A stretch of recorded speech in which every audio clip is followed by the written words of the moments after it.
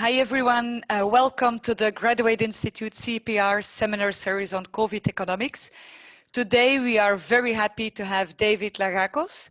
David is an associate professor at Boston University, but he's currently in California and thus joins us at a very early time. Thank you very much for doing this effort, David. So he will present a paper titled "How Should Policy Responses to the COVID-19 Pandemic Differ in the Developing World?", which is joint work with Titan Alon, Minky Kim, and Mitch van Vuren. David will speak for about 40 minutes, and then we will take questions from the public. If you want to ask your question live, you can raise your hand and then we will open the microphone. Or alternatively, you can also just type your question in the Q&A tab and then we will ask it at the end. So thanks again, David, for joining us so early. I'm happy to give the floor to you. Okay, thanks so much, Lori, for the invitation.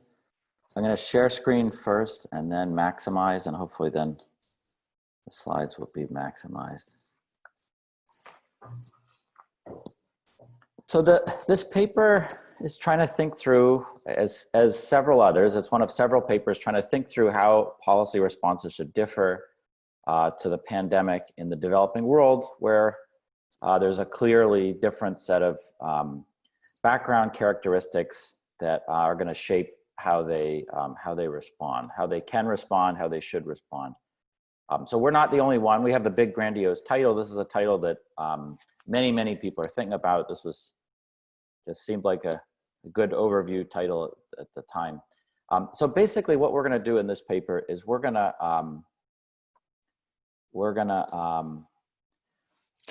have a preliminary analysis. And why is it preliminary? Well, you know, as we all know, many of the parameters we'd like information about, you know, how do kids transmit it, etc. We just don't know that much yet. So I'm not going to hang my hat on anything yet, and we'll call this a preliminary analysis. And the key thing we're going to do in this paper is we're going to have an incomplete markets kind of workhorse macro model, and we're going to add disease spread. So we're definitely not the first to do this, and we're one of a number of papers that try to do this, thinking about how developing economies differ. And so here are just in a nutshell the 5 things that we're going to have in this paper that we're going to allow to differ across rich and poor countries. The first is the younger population structure. This is kind of key for thinking about who's going to get sick, who's going to die. Younger people are much less likely to die, thank God, from COVID. There's less fiscal capacity, so these giant transfers that US and Western Europe have sent out to its population, not going to be as feasible in low-income countries. The large informal sector is going to do a number of things. It's going to, most of all in our formulation, allow for a big fraction of the economy that's just not going to be able to have this, you know, big lockdowns in force. If people are kind of living hand to mouth and they're up against a wall, they're gonna work in the informal sector, even during a lockdown. Less healthcare capacity. This is kind of something you couldn't possibly leave out. The ability to treat a huge number of people at the same time is hard anywhere. The US has many places where hospitals are overflowing. That's going to be even more true during a spike in low-income countries. And finally, and this is one we've added in the last couple of weeks in response to a bunch of feedback we got on an earlier version of the paper, lower income countries are going to have larger household size and more kind of intergenerational households. And that's going to be key for who's living with whom and how the disease is going to get spread among different segments of the population. And so, like, we're going to study, as many other people have in this paper, like locking down only certain age groups, like the old, but if the old live with the young, you need to think about those connections. So we're going to model that in a crude way here. So here's the results, just like a one-slide preview of the results. Blanket lockdowns, those are going to be just much less effective in developing countries. I don't think that's a huge surprise. The numbers, I think, are something that may be more surprising. We're going to argue that you're going to save about 1/3 as many lives per unit of GDP lost. So if the goal is to save lives by locking down your economy and stopping output, you're going to do that about 1/3 as effectively in a low-income country. Still, we've never had any one simulation of this model that says that doing the Brazil strategy of just full speed ahead is better than doing a lockdown even partially and shortly. Age-dependent policies are even going to be even more effective in terms of saving lives per unit of GDP lost in developing countries. And the key idea there, as we'll talk more about later, is there's not so many old people and there's not so much fiscal capacity. And so it's kind of just much more feasible to say, let's lock down a small segment of the population and send them transfers in a country that has limited ability to send transfers and limited people that are the most at risk of becoming infecting and perishing. And then finally, and this is a new conclusion that came up in the last few weeks, we're going to look at policies about delaying school openings. We're going to argue that delaying the opening of schools is even more effective in developing countries. And the kind of simple intuition about why that's true is that the young people live with the old people in a much greater extent in low-income countries than advanced economies. And delaying the opening of schools helps save a lot of lives of older people. This is one of these conclusions. Some of these are sensitive to things like transmission rates for young, and some are less sensitive than you'd think for reasons I'll get into later. So that's a brief summary of what we do in the paper. Let me just spend 2 slides just summarizing real briefly these key differences, and it's less that I want to convince you that they're there. I think these are kind of obvious, more to give you a sense of the magnitudes. And this is going to be like later when we calibrate the model, we're going to calibrate to exactly these differences. So in terms of healthcare capacity, a crude measure is hospital beds per 10,000 people. And these red bars on this graph represent the top quartile of the world income distribution, which is the US and Western Europe and a handful of other places. About 4 times as much as the developing economies, which in this graph are the bottom quartile of the world income distribution. The second set of bars, the fraction of the population older than age 65, and it's 15% in the richest countries, just 3% in the poorest quartile. Ratio of taxes to GDP is a pretty crude measure of fiscal capacity, but it's one that I think a lot of people look at taxes to GDP and read fiscal capacity out for there. So about twice as much in the top quartile as the bottom quartile. The IMF recently released data on the size of the transfers for COVID as a relative to GDP, and the differences are even bigger here. I think it's more like 5 to 1 or 6 to 1. And then this, as a proxy for informality, the share of the workforce that's self-employed, and that has the advantage of just being much more easy to measure than to measure informality directly, where people don't agree on the definitions. And you just see massive differences here. Almost 70% of workers, or just over 70% of workers in the poorest countries are in the working in self-employment, and just 13% in the richest. The last fact that I showed was about these household sizes and intergenerational cohabitation. So the blue dots, I guess they're not dots, they're 3-letter country identifiers, plot the average household size and against GDP per capita. This is just in a log-based 2 scale. And that's this left axis over here. And you can kind of see the trend line here goes to above 5 people per household in the poorest countries. And it comes down to around 2 in the very richest countries. The red dots here are the percent of all households that have both one member that's under 15 and one member that's 60 or older. And so that's this y-axis. And you can see in the poorest countries, it's kind of 15%, as high as 20, 25, 30% in some countries. And if you come over here to the richest countries right here, it's like less than 5%. That's on this axis here. Another way of seeing this, and we didn't plot this, but we have a plot somewhere, is that the fraction of all old people that live with a younger person, it's near 100% in the poorest countries and falls very substantially as you get richer. So locking down certain age groups is you're going to have to take into consideration this kind of household structure. And we're going to do that, as I'll show you in a few slides, using contact matrices. We're not going to have a formal model of a household. We're going to have contact matrices, which show which age groups bump into different age groups at home, at work, etc. And we're going to try to capture this fact. Okay, so let's tell you about our model. So just in one slide, the model is it's going to have disease spread in a way that's similar to Glover et al. So Glover et al. Have age heterogeneity, and it's not like an OLG model where the young become the old. There's just several groups. Some are called young, some are called old, and the old just have a higher probability of contracting and perishing from the disease. It's an SICR model that I'll talk more about in a second. The virus spreads through contacts at different locations. And so there aren't literally locations, there's just contacts between children, young adults, and old adults. And that depends on whether they're at work or at home. And lockdowns are going to be thinking about shutting down the work contact and leaving just the home contacts.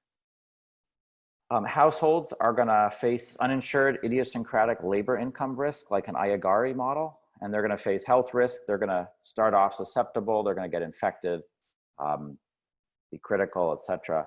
Households, just like in IHEID models, are going to accumulate assets endogenously. They're going to insure themselves through their own assets largely, and they're going to face credit constraints.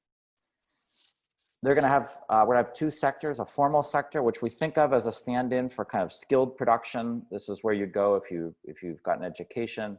The informal sector, we're going to think of as a stand-in for unskilled production. And so you're not going to earn a lot of income there. On the other hand, you can go in there and it's, we're going to assume that there's no enforcement whatsoever of a lockdown and you don't pay taxes. So this is probably an extreme assumption, but it's probably better to assume that there's no enforcement than full enforcement. Yeah, all the experience I have in listening to policymakers talk about, in Africa anyways, this pandemic that they acknowledge it's very, very hard to enforce lockdowns in the informal sector. And the government, I'm not going to show you much on the government, but the government is going to collect taxes on the formal sector and make transfers. But they're going to have limited fiscal capacity. We're going to model this as just like an iceberg cost on all the income they bring in. Some of it's going to disappear due to corruption or just inefficiencies in collecting. And then the rest is going to go to the household. Okay, so this is formally how the households work. So there's going to be three age groups, young adults, old adults, and children. Children here are basically just a disease vector. So they're not going to produce and they're not going to consume formally. In the background, they're kind of members of other households, but we're not going to model that formally. And so the preferences are going to be for young adults and old adults. And assuming people are alive, they're going to have this utility function right here. They're going to have log utility in period consumption. And they're going to have this discount factor beta J, which denotes either there being a young or an old person. This is like in Glover et al. The old people just have a lower discount factor. Upon death, people receive a value, continuation value, if you will, although they're not continuing, I don't know if that's the best word, VD. And we allow this to depend on income. So we allow people with higher income levels to have a higher value of death. That's not as crucial as we thought it was early on. If you wanted to think of this as just a fixed number, I don't think you're going to lose anything. We want to model with shocks, but we also want to model with permanent differences in productivity. Some people have education, some people don't. And we're going to model that kind of through this, this Roy model type feature where everybody's born. They have a number Z stamped on their head, which is like how productive they are in the formal sector. So you can think of that as what level of education they have. And then everybody always gets 1 unit of efficiency in the informal sector. So this is like any one of us could give up our teaching jobs and go sell candy on the streets, and we'd be just as good as anyone else selling candy on the street. This formal sector productivity is drawn from some distribution G that we'll specify later. And there's these idiosyncratic shocks as in IHEID, which are AR1 in logs. And this basically is just going to have, even in the informal sector, there's good periods and bad periods. And every period, individuals choose which sector to work in.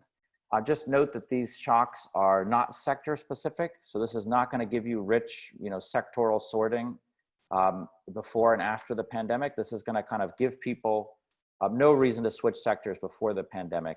After the pandemic, they may, under a lockdown, switch from the formal into the informal sector, but at a potential productivity loss.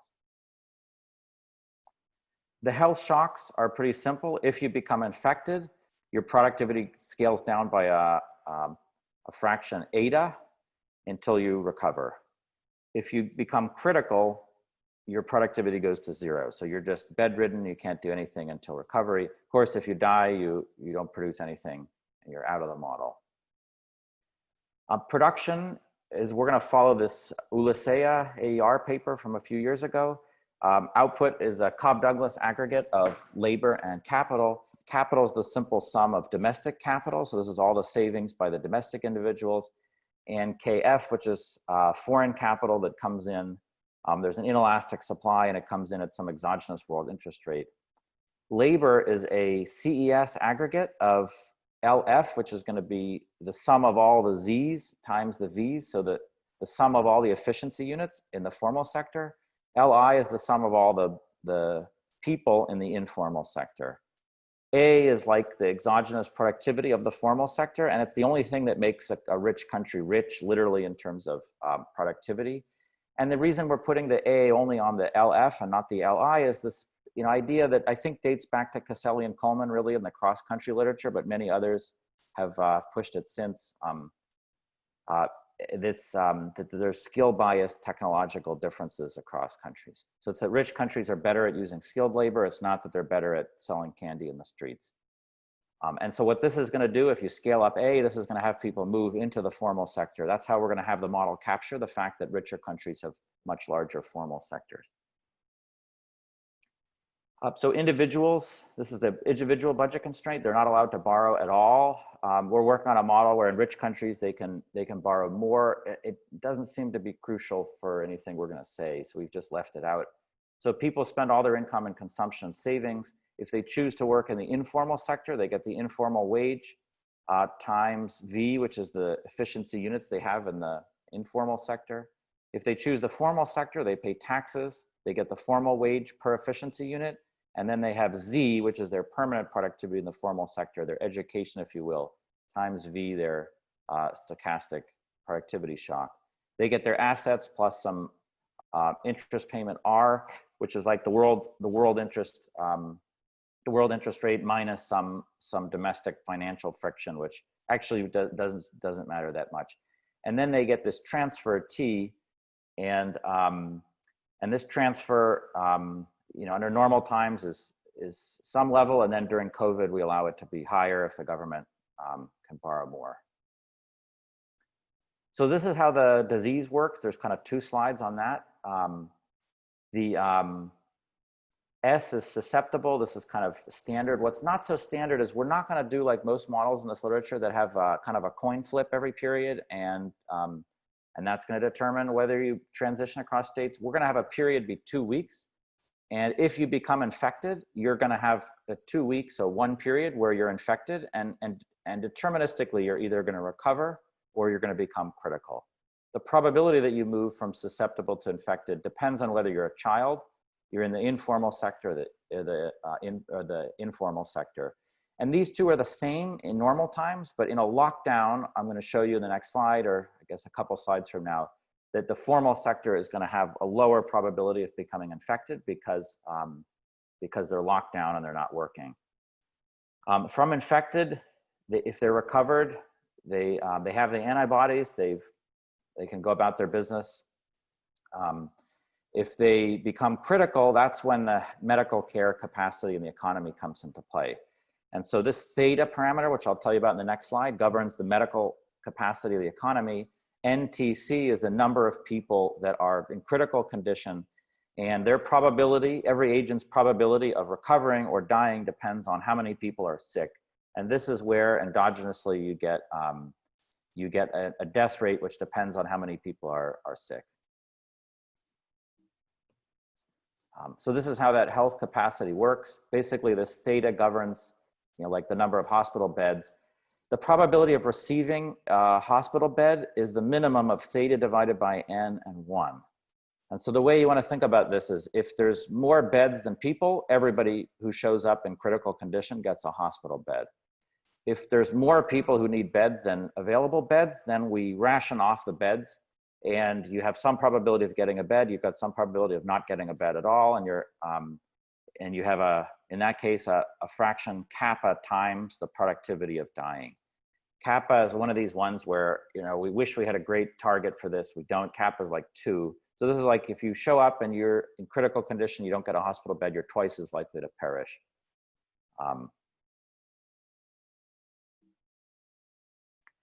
And the model has contacts. I've mentioned this a couple of times. This is how these contact matrices work. So we're going to have locations, although we're not going to model that exactly.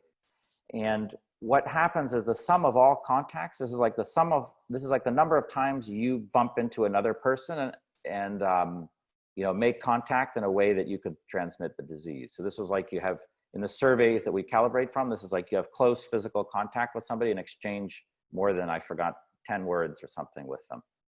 And so the total contacts basically map out for children, young adults, and old adults, how many contacts they have every period with other children, young adults, or old adults.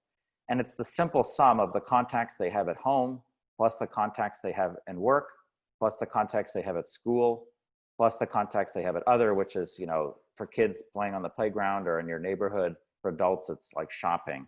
And you add these up, and this gives you the total number of contacts that you have. To kind of, we're going to calibrate these from Prem et al. Let me just show you what these look like. But the key idea here, the key reason these matter is that there's going to be larger household size and more common intergenerational cohabitation, like I showed, and that's going to show up through more contact between young and old at home. In schools, there's going to be more contact between different kids. And so we have these Prem et al. Constructed these contact matrices from a whole bunch of different countries, and we take the average from basically advanced, developing, and then we do a middle income that's kind of in the middle. So this is just to show you what these look like. So this is the contact matrix for home. This is like the age of the individual in question, and this is the age of the contacts. And so if you look at old, the darker colors here are more contacts. The olds don't have that many contact in advanced economies with children.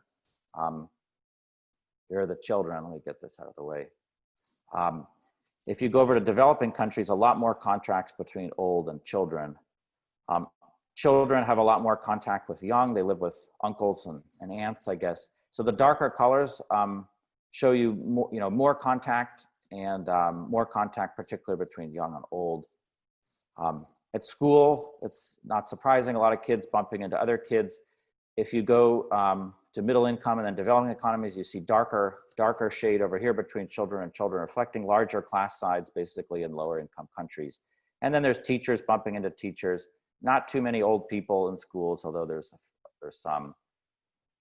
At work, basically young adults work with young adults. Young adults here are going to be like 18 to 60. We should probably call them prime-aged adults.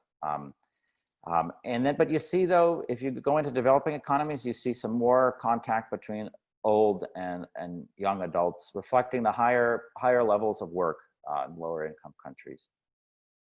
This is the other contact matrices. So this is like in developing countries, kids go out and play with a lot of kids, and then people interact with all ages at the grocery store.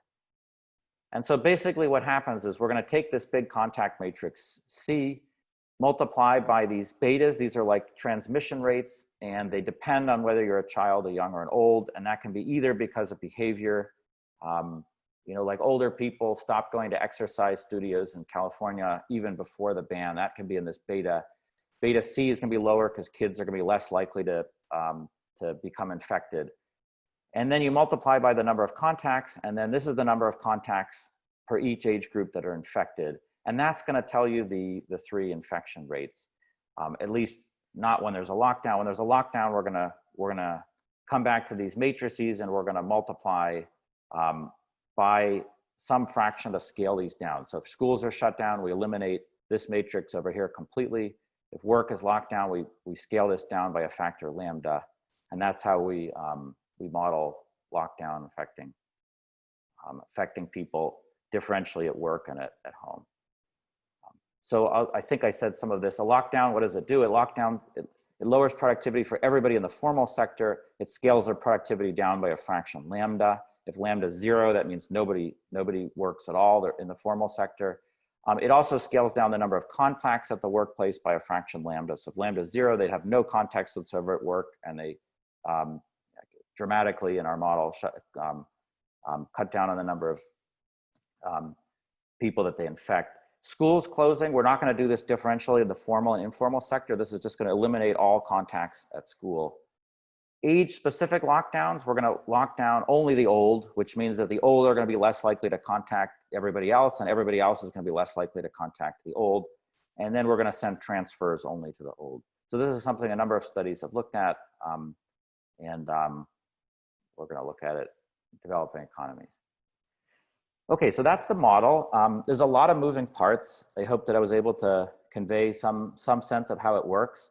I'm not going to talk about every detail in the quantitative analysis. I'm going to try to give you just the big picture highlights. So this is just kind of like one slide on what we actually do. So we solve for a stationary distribution of this model before the pandemic at all. So they're kind of the disease stuff is like gone. And we calibrate 3 versions. So one to kind of an advanced economy, one to a middle income economy, and one to a developing economy. And this, these is like an IHEID model. So there's people who are saving, getting shocks, moving about their business. There's just no disease spread. The pandemic is introduced as an MIT shock. And so nobody saw it coming, which actually in this case is like the first time that's ever been a realistic assumption. It's perfect information since then though. And so that's kind of admittedly still crazy. We're going to start our model off April 1st. So I guess the only good news is like, at least in the US in March, it was just pandemonium. Nobody knew what was going on. By April, at least there was some sense of what was going on. In April, we were already locked down. So we start the model off already in lockdown. And, but we assume perfect information, which, yeah, we've played with this. This definitely matters. We're not sure quite how to deal with this yet. And then we solve for the full transition path in 3 economies. So the advanced economy, middle income, and developing economy under various containment policies, blanket lockdowns, age-specific lockdowns, et cetera. You can vary the length of the lockdown. And so there's a whole bunch of things we entertain, some of which I'm gonna show you just coming now. There's some parameters which we calibrate that aren't really all that important. Discount factors come just straight out of Glover. This is a 2-week model. Let me just skip over this. The spread stuff comes from a pair of papers, this famous Ferguson paper from back in March, and a paper from Glynn that looked at age-specific fatality rates. These betas, these transmission rates, we're going to pick those to target cumulative deaths. I'll show you that in the next few slides. We're going to pick them, we're going to allow the 3 of them to be different. And actually, excuse me, we're not going to allow the 3 to be different. We're going to restrict the young and the old to be the same for now. We're working on a version where we allow them to be different, and we just haven't done it. We allow the kids to be have a different rate. And this Polan paper is the one where they were in Spain and they tested like 65,000 people randomly, and they found that about 2/3 kids were about 2/3 as likely to be have antibodies than adults. And so we're going to target that 2/3 as much, and it turns out that their beta is kind of 2/3 as big as the other 2. Here are the contact matrices. I'm going to skip this. These are just those pictures I showed you before. What really kind of matters here for what we're doing is the difference between these 3 economies. And so basically the first thing that's going to matter is this formal sector TFP, and we're going to pick it to be to get 1% informality rate in the US. It's hard to know what the informality rate in the US is. 1% doesn't seem crazy. Middle income countries, we're going to basically scale down their TFP to get their average informality rates. Same with developing economies. This one I just noticed yesterday, the middle income economy is not even that different than a developing economy. So we may change our calibration target. Tax rates, I didn't talk too much of that. Advanced economies tax more. They have a lower iceberg cost of collecting taxes. So again, I didn't show you this, but you just think about some of the taxes collected melt away and more melts away in developing economies. They borrow, I mentioned this, but I didn't go through all the math in the interest of time. Governments borrow during, once the pandemic hits, and they make the transfers out all of everything they borrowed to the households, and then the households repay this in perpetuity. And the amount that they hand out, we've just taken straight from the IMF. So in the advanced economies, they've handed out about 6.6% or plan to hand out about 6.6% of GDP, 3% in middle income, and only 1.5% in low income countries. The share of children in the population is much, much higher in low income economies. The share of old people is much lower. And hospital capacity, this is that picture I showed you earlier on, much less of it in developing economies. So this is the cumulative fit of deaths in the United States. And so this is as a percent of the population. This is not 5% of the US, this is 0.05% of the US. This is targeted, so this is, it's not a success that we match this. This is by construction. And so this is like, 130,000 deaths in the US.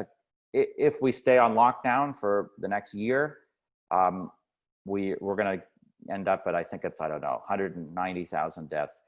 Of course, the US has not locked down, and they're, depending on what happened, they may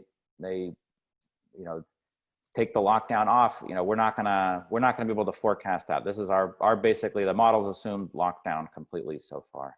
So that's targeted. As one untargeted thing, we've checked what's happening in Brazil. So far, most of the bad news is still to come in Brazil, unfortunately. We picked Brazil because they didn't lock down. Our model has, even though this is out of sample, has gotten this about right. Our model says Brazil is on track to have about 1 million deaths, which is terrible. And but if they stay not locked down, I don't see how they're gonna suddenly flatten out here. It just it's almost impossible to imagine that happening. Okay, so here are some main results. So this is the effect of COVID-19 on advanced economies, middle income economies, and developing economies. And so this first column here shows the lifetime equivalent welfare of the pandemic. This is relative to no pandemic. So like without a lockdown, this is equivalent to removing 9% of consumption forever. Without a lockdown in advanced economies, GDP only falls by 1%. Now I'm gonna just plead guilty here. This is, there's lots of Keynesian kind of channels. There's people panic and stop shopping. None of that is showing up in here. This is lower GDP because people die and are sick. And the fatalities per 100,000 are about 629. So this is like a couple million people in the US dying. A 70-week lockdown was what we're showing here. There's lots of other lockdowns we can show you. The advantage of 70 weeks is it completely prevents a second wave. When we did like a 28-week lockdown, things were pretty good. You release, you just go straight into a second wave. So this is like a lockdown that actually stops the disease. Lifetime equivalent welfare is still pretty bad. It's minus 6.4%. GDP plummets by 18% in this case because we've locked down for so long. But we reduced the deaths dramatically, and I forgot what it was. It was either 180 or 190,000 deaths from this full lockdown. This is in the US, but in general, it's 55 fatalities per 100,000 people. This may be more like a European number than a US number, given how things are going. Let me skip the middle income countries and just come down here to the developing economies. They have a lot less welfare losses from the pandemic. And this is actually a pretty robust feature of what we're doing. I saw Tillman von Karam showed up at the beginning. Their paper also, I think, gets lower welfare losses. And part of the reason is lower GDP losses, but the main reason is lower fatalities. And this lower fatality is basically coming off the lower age structure of the low income economies. So if you look at no lockdown scenario, GDP falls by minus 1.4%.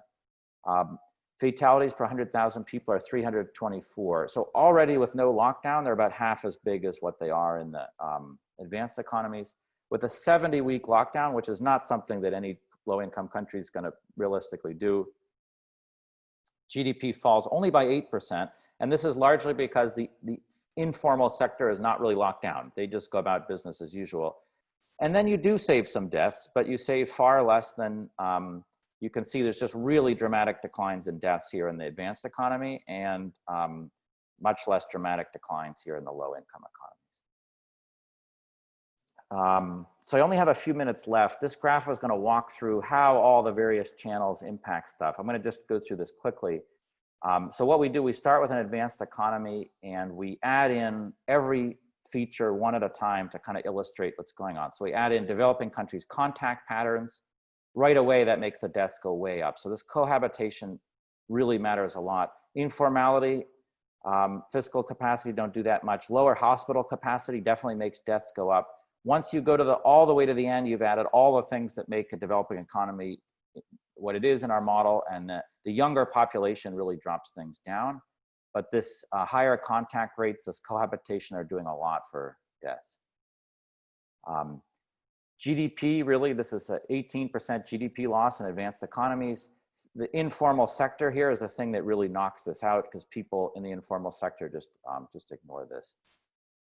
And welfare loss is kind of, I'll just skip that. It's kind of depends on the other two. So I'll show you now, I'll conclude with just a couple of graphs on age-dependent policies. So several papers have studied this in the US, and a number of people have pushed this for, I think very sensibly, for low-income countries, including Lori and her policy brief with Debraj Ray. Debraj has a series of op-eds where he's pushing for this. We're going to also think about delaying the opening of schools. So this delaying the opening, this is like my African colleagues say, this is what you get policymakers on board with. You say, just delay the opening. This is like school closing, is how the slide used to read. So we're just going to close schools for the next year, and we're going to see what that happens. So I'm going to start by showing 70-week lockdowns with the schools closed. So this is like the most full lockdown you can get. So under a blanket lockdown, this 35.1 represents the number of lives saved per 100,000 people for every point of GDP lost. And so you can think about this as kind of like effectiveness of the lockdown. There's probably many ways to do effectiveness of the lockdown, but this is kind of one that we like. So you save 35 lives, just forget whether that's big or small, just think of that as a benchmark. If you do age-dependent lockdowns with schools closed, you double that in advanced economies. And this is kind of the punchline of the Asamoglu et al. And the Aisha Imrohoroglu's paper. Developing economy, blanket lockdowns are substantially less effective than blanket lockdowns in the advanced economies. Once you go to age-dependent lockdowns, these are even more effective. And so this was the basis for that part of the conclusion. Age-dependent lockdowns with school closed really do what they save a lot of lives for the amount of GDP that's lost. And again, the idea is you've got very limited fiscal capacity, you've got very limited fragile segments of the population, and if you lock down and just make transfers to them, it gives them incentive not to go out and work in the informal sector. And everybody else can go out, continue to do their livelihoods, earn their livelihoods. This next line shows what happens when the schools are closed, and the effectiveness, sorry, excuse me, I didn't mean that. This is when the schools are open. Okay, so the effectiveness of a blanket lockdown falls pretty substantially, even in advanced economy, and that's because kids are going to come back home and they're going to infect their loved ones, their parents and possibly grandparents. Age-dependent lockdowns, they're higher, but it's really like almost not that different. In advanced, sorry, that was advanced economies. In developing economies, if the schools are open, things are even worse than a blanket lockdown because there's more deaths. In age-dependent lockdowns, things are still about 3 times as good as under a blanket lockdown, but it's just dramatically lower than if you keep the schools closed. So this is highlighting the kind of the huge role that these contact matrices plays, and the huge importance of having the young people in low-income countries live with the old people. Now, this is not a cost-benefit analysis. This is just saying keeping the kids home is going to do a lot for deaths of everybody, including children, but it's mostly older people. There's the whole benefit side, which this paper basically has very little to say about. You know, kids. Excuse me, that's the benefit. it's early. I'm getting everything backwards. The benefit here is you save lives. The cost is kids don't go to school for a year. And that's obviously costly. And this paper doesn't analyze that. So, so thanks. I think I'm just about out of time. So far, the conclusions are blanket lockdowns are better than nothing, but they're not that effective. Or at least they're not as effective as in advanced economies. The case for policies that are age-specific, which many call shielding the old, seems even stronger in developing economies based on their population structure and their lack of fiscal capacity. There's lots of caveats here, and we're waiting for better data on a number of different dimensions. There's so many different things we've tried to validate, you know, like the number of people that show up at the hospital and they don't get a bed, and there's just kind of like not firm evidence on that.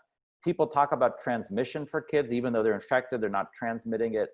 I'm very underwhelmed at how much evidence there is to support that, but it's something that could crucially matter for this cohabitation.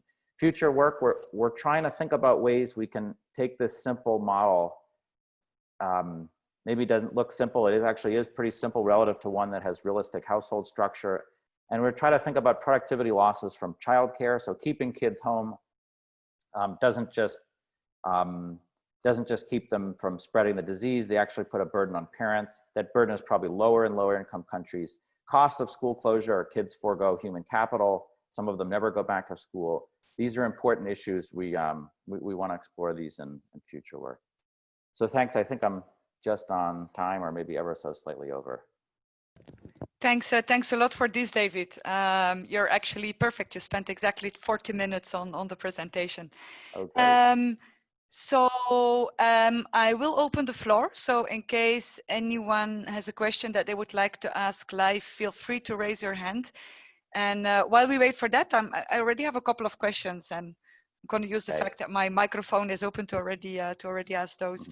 So one question is the possible long-term effects of human capital development in developing countries, because one aspect is obviously to think about the best way of getting COVID under control. But in many developing countries, the start of COVID overlaps with the start of the academic year. Places like Uganda, first term, children missed it completely. Second term, schools have not opened either. And that obviously can have a long-term effect, not only on their human capital development, but also the likelihood that kids get back into school. Yeah. And I don't know if you have something to say about that. Maybe one way of looking at it is also to split between children below and above 12 years, because there seems to be a big impact on the likelihood that they further spread the disease. Yeah, no, yeah, so let me just say again, we're not advocating for closing schools quite yet, because you can't just lay out the benefits and ignore the costs, and that's foolish. So there's some things we can learn from Ebola, at least in Africa. So several studies that we looked at on Ebola said Ebola shut down, the schools were shut down during Ebola, and there was an issue with kids going back. And so the two main reasons identified were the parents didn't have the money to pay school fees anymore. That was number one. The second was the parents were scared to send their kids back to school because they thought Ebola was going to break out again. So if this is a fear thing where parents are scared to send their kids, that school closures is not going to affect that at all. I know a lot of people here in California, I know this is now anecdote level, who said, I don't care if they keep the schools open or this fall, we're keeping the kids home. So that seems to me to be almost independent of, you know, lockdown policy. Parents who want to keep their kids home are going to find a way to do that. The income thing actually may be better if schools are closed. So we don't have a model where the kids live with the adults and the adults die. But imagine you did, and imagine you said, we're going to just do Donald Trump's policy, open everything, let this disease spread. You'd have a lot of households where the primary income earners would die, and you wouldn't be able to pay school fees.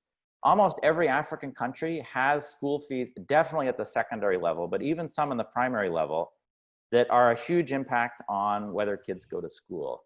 I think there's lots of evidence like that parental income is a huge factor. So a full analysis, which we don't have today, would incorporate not just that if kids are home, they don't go back for some other reasons. It would be that kids don't go back because their parents can't pay school fees. This code just, I mean, it's not that we're bragging, but it takes a long time to run this code. If you had, you know, parental payments for school and intergenerational stuff like that, it would be almost like impossible. But we can think about that in a future iteration. That clearly is an important issue. And then there's the lost human capital. One of the things that we got stuck on was to what extent you could make that up. If you just have 1 year that's lost and you just say, you know, we're just going to graduate you when you're 18 and you go out in the world however you are, that's going to have a big loss for kids. To the extent kids can kind of make this up later and just start work at 19 rather than 18, it's not obvious that that's such a huge cost, particularly because it's, you know, for many kids, 10 years out in the future. And that's a way of kind of borrowing against the future. Developing countries should be looking for every way they can borrow against the future right now, and having kids delay school, you know, that's a great way to borrow. Whether it works or not, I mean, I have no idea, but these are super important questions. So thank you for that. Starting it off with, yeah, clearly a relevant issue. Thanks. Ugo had a question, and Ugo, yes. Thanks. Yeah. Thanks, Laura. Thanks for the presentation. My question is related to, again, to the cost of closing schools, which again I understand is not in your paper, but I think it's a super interesting question. Yeah. And what I was thinking, it's more about the relative cost between low-income countries and advanced economies. On the one hand, is one thing that, you know, the production of education is of poor quality in low-income countries, so it might be the cost of closing school is not so high, because anyway, you have some papers saying that people don't learn much in school. On the other hand, if you think, I know there is some research for the US that shows that during the summer, the fact of not going to school is particularly costly for children who come from low-income households. So if you then compare advanced economies to developing countries, and developing countries have higher level of inequality, you can think that this school closing will amplify inequality even more. So the cost might be much higher than in advanced economies. So again, so this was just to see, I understand it's not in the paper, but it was just a comment to see whether you thought about it, how you would go about these issues in comparing developing and advanced economies along this dimension. Okay, thanks, Ugo, for the great comments. We have thought about it, and I kind of agree with you. I think the best estimates of cross-country, comparable returns to schooling is Todd Schulman's. He has a QJ paper and a Riestead paper, but the Riestead paper looks at immigrants to the US, and an advantage is they're all in the same labor market. And you can compare, for example, Ugandans who are in the US with 8 years of schooling to Ugandans who are in the US with 7 years of schooling. And you can look at a return that's doesn't have a scarcity premium like a domestic one would have. Todd's paper clearly shows lower returns to education in low income countries. And I'm sure that's related to education quality. That would say that a year lost is not as bad in a low income country as a higher income country. So I think when we did some back of the envelope calculations, they were about half as high, kind of 10% per year in the richest countries and 5% or less in the poorest. So that's very substantial. So definitely a cost side would have to think about that. So I agree on that. And there was a second thing that I agreed with, but it's early and I'm completely blanking. Can you just remind me, say again, the second version of the point that you made? Yeah, it seems so. I've seen some research that it was focused on Baltimore, but there is more, that when you measure students' ability at the end of the school year and at the beginning of the school year, kids from lower income households tend to lose much more in the summer because kids from higher income households, they do stimulating activity during the summer, like other kids just watch TV. So you may think that in a context of a high inequality, school closures could increase inequality even more if schools do something. Yes. So yeah, that one I agree with, and that one I think is almost inescapable. Richer people can always throw more resources at stuff. My daughter's been out of school, but I'm a rich person, so I have private tutors online. I have a not so rich friend in Ghana whose kids are just sitting home doing nothing. They can't afford private coding tutors and stuff. So there's kind of no way that would come out of any. I would say our model would not be a great model to think about inequality because you don't have all those margins. But yeah, for sure, I think that's relevant. So I think that Yeah, the richest, even in the advanced economies, the richest people are going to do much better at dealing with a year off of school. So I think I agree completely with that. So that's not in the model, but I agree that's a concern. There's 4 questions in the chat. Yeah, exactly. So I think the second one is maybe an interesting one to take a look at, where they're basically asking at what's going to happen, because now you take a look at 70 weeks of lockdown, but Yeah. what's going to happen if developing countries open earlier, like India has done, like Bangladesh has partially done. Yeah, so so I wish I had pictures. We have this picture that's probably in the slide somewhere, but let me, since we have time, let me just see whether I can, yeah, extra slides. So I guess you're not seeing my screen right now. Let me share it. So what about now? Do you see it up again? We see it again. Okay, so here is a graph that, so this is, whoops, this is, I've got the Q&A open, there we go. So this is a second wave after a short lockdown. So this is an advanced economy. So this is not exactly an answer to your question, but this is what happens when this is like the US. Donald Trump, after 12 weeks, says the coast is clear. Look at this, this blue line right here. We've been locked down, and then you release the lockdown. You just get this huge second wave. So this happens in our model in the low income countries too. So like if you go back to that Brazil picture, that's just kind of cumulative deaths, that's what our model predicts. And so the actual, like if you had to just put a gun to my head and said, what do I think is going to happen? Do I think the answer in the low income countries can be more like the 70-week lockdown or more like the no lockdown? I think it's more like the no lockdown. So it's like, as we get more and more data, we're going to not just say, here's a forecast for the future, but like, here's a check of the model's predictions. But it really, India was very, very austere. Most African countries came in with a really loud noise, and some of them are still having some lockdowns, but the ones that I know the best, like Ghana, it's really pretty minimal right now. So I don't know if that answers the question. That's, but taking the lockdown away does do it. It continues the disease spread, and it's hard to get around that in the model.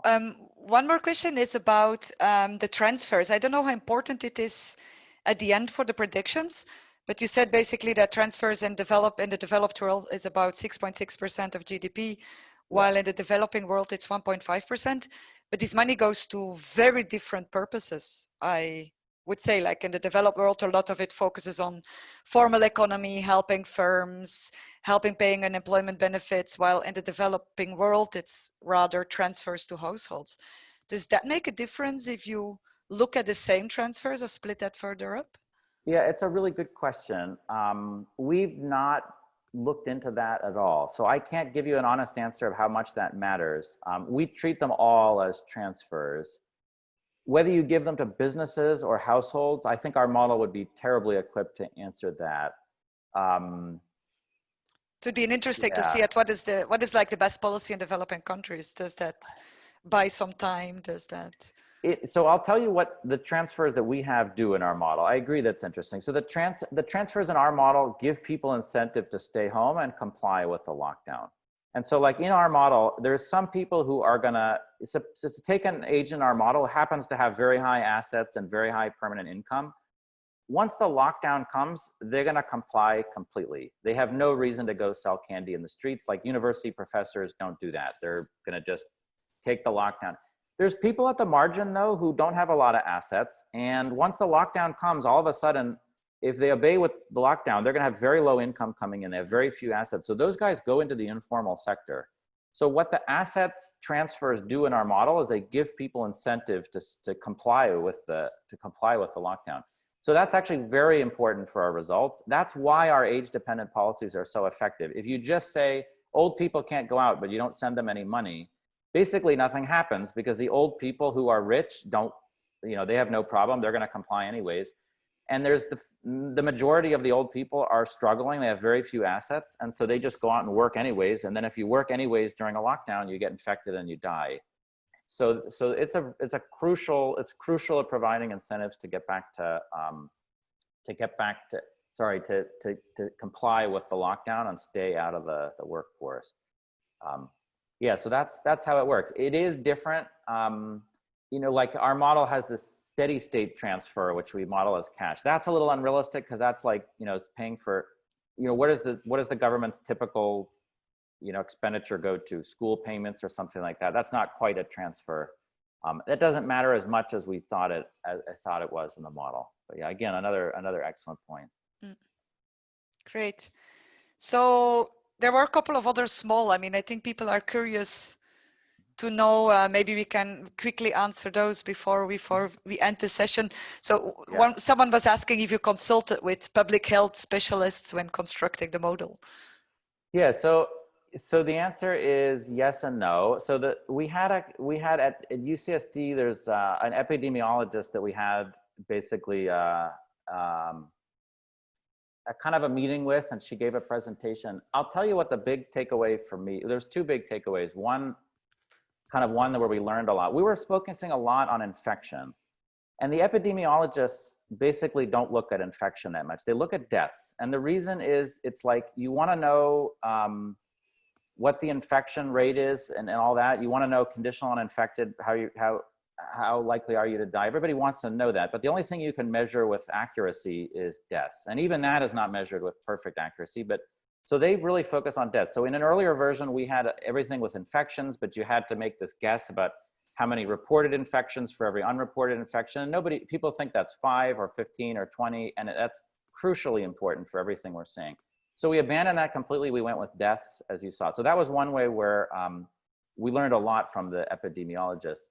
Where I think that economists are kind of almost one step up is that just the incentives matter kind of things. The epidemiologists that we talked to hadn't thought about those issues. So she was talking about a model of school openings, and like the behavioral responses to different policies was not something that she had thought that much about. And when I read the epi literature, that's not a theme that resonates as loudly in the economics literature. And I think that's early on. There was a number of points, including a number in COVID economics, that kind of said, look, incentives are going to be really crucial here. It's not just that people are these blind automatons that do exactly the same thing, you know, in late March that they did in late January. People adjust their behavior because they care about, you know, they care about how their behavior impacts, you know, their probability of dying and all those things.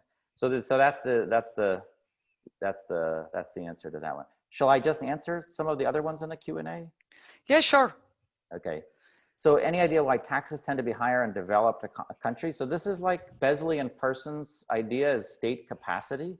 And it's an idea that's, it's shaped a lot of my thinking. I'll give you an example from the IRS in the US. So suppose the IRS wants to collect $1. How much does it cost them to collect it? They have cars, they have computers, they have a building, they do audits. The answer is it costs them about about 0.3 cents to collect $1. So what about low income countries? On average, it's a lot higher. Like in sub-Saharan Africa, it can be 5–10%. In a setting, if you think about like on the margin, so it's not just on average, on the margin, suppose they want to collect more. One of the big areas that they're trying to collect in Africa is property taxes, because many countries have properties. A lot of that is not taxed at all. So in one of my studies, and the one we actually used to calibrate this iceberg cost, we looked at how much it costs to collect $1 in property tax. The answer is about 50 cents. So why is that? There's these collectors that go out in cars, they knock on doors, they don't know who lives where, there's no address system. And think about how I pay my property tax. I get a letter in the mail, I mail the check, that's the end of it. It costs the tax authority almost nothing to collect that. So that's the state capacity, I think, is the main reason. Corruption is another big thing. Once the money brings in, it's you know, it's wasted, so people don't pay. So that's, I think, that's like behind the taxes being higher. So the other one is, what about child work? This could be what children do instead of going to school. Yeah, I agree. And especially when kids are like over the age of 12, work is a really big thing. In some of my other work, I've spent a lot of time documenting these patterns of work, like at ages under the age of 18 and over the age of 60, and low income countries have a lot more of that. one of the ways that we do not have a structural behavioral response is if you keep kids out of school, they could work more. That's actually pretty important. We don't have that because these contact matrices we target from the epi literature really just kind of say, this is what you do. And we don't really have that adjustment there. Although we could model it where if you have no school, you spend a fraction, a higher fraction of your time on work, which would spread the disease. Actually, that's a pretty good suggestion about what we can think about for the effects of school closing. Because if you move all kids into, I'll give you an extreme example. If kids are going to go to school and interact with 70 other kids, and we shut down the schools, and then the kids just interact with 70 kids in the village and in the fields and in the workplaces, then you have accomplished nothing by shutting down the schools. I'm skeptical that it's that big, but it's probably not zero either like we model it. So, so that's a good idea about what we can do next. So thanks a ton for this, David. In the meantime, it's no longer dark for you, so. It's true. Yeah, you can so see yeah, that. look at that. It was dark when you started. So thank you very much for this super interesting paper. And I think that many of us are looking forward to seeing the next versions of the paper that may answer even more questions about what the best policies are. Okay, thanks so much, Lori. Thanks everybody for attending and for your great comments. Bye. Okay, bye.